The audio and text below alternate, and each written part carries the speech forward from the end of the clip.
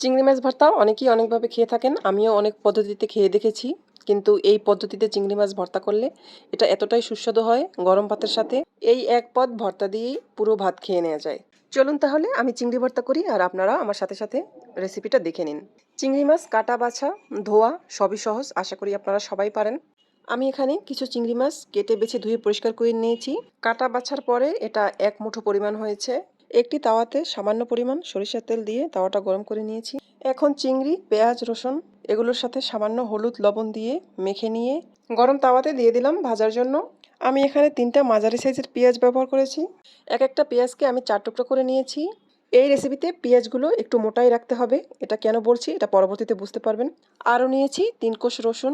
এগুলো ভাজা হতে থাকুক, ততক্ষণে আমি একটা ড্রাগন ফ্রুট কেটে নেই। এতক্ষণ পর্যন্ত ভিডিওতে যে আমার সাথে আছেন আপনাদের অসংখ্য ধন্যবাদ। আমার ভিডিওটা ভালো লাগলে একটা লাইক, কমেন্ট, শেয়ার করে দিবেন আর আমার পেজটি ফলো করে দিবেন।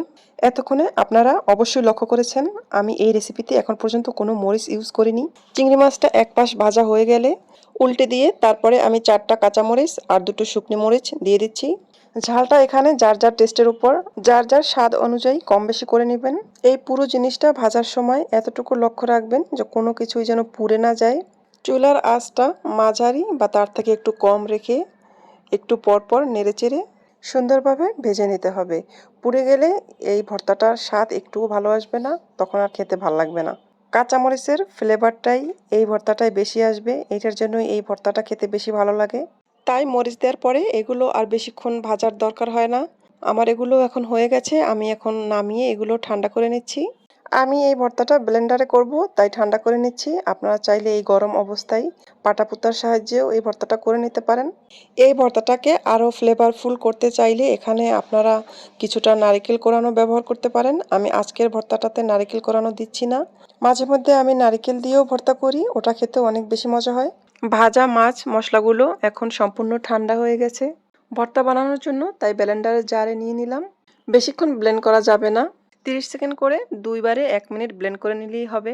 এই যে দেখুন হয়ে গেছে, আমি দেখিয়ে দিচ্ছি কীরকম হবে। এটা খুব বেশি মিহি হবে না, এভাবে একটু দানা দানাই থাকবে।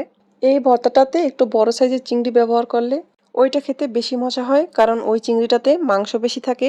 আর একদম ছোট চিংড়ি ব্যবহার করলে ওই ভর্তাটা এরকম ঝুরা ঝুরা হয়, কিন্তু সমস্যা নেই, দুইটা দুই রকমের টেস্ট আসে। এখন আমি শেষ পর্যায়ে কিছুটা পেঁয়াজ কুচি নিয়ে পুরো ভর্তাটা মাখিয়ে নিচ্ছি। এই পেঁয়াজ কুচিটা দিলে ভর্তার স্বাদ দ্বিগুণ হয়ে যায়। আমি ভর্তাটা টেস্ট করে দেখেছি, লবণ মরিচ সব কিছুই ঠিক আছে। আর খেতে কেমন হয়েছে সেটা তো আমি বলে বোঝাতে পারবো না, আপনারা বাসায় বানিয়ে ট্রাই করে অবশ্যই আমাকে কমেন্ট করে জানাবেন কেমন হয়েছে। আজকে তাহলে চলে যাচ্ছি। আসসালামু আলাইকুম, সবাই ভালো থাকবেন।